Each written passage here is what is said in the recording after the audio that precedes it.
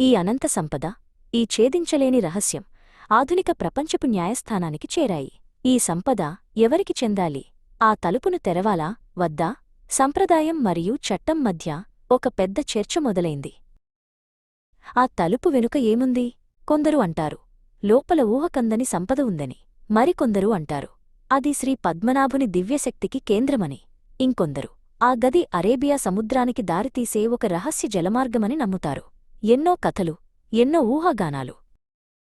సంవత్సరాల వాదనల తరువాత సుప్రీంకోర్టు ఒక చారిత్రాత్మక తీర్పును ఇచ్చింది. ఆలయ నిర్వహణ మరియు సంపదపై హక్కులను ట్రావెన్కోర్ రాజకుటుంబానికే అప్పగించింది.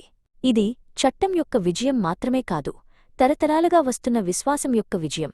చివరికి ఈ కథ మనకు ఒకటి నేర్పుతుంది.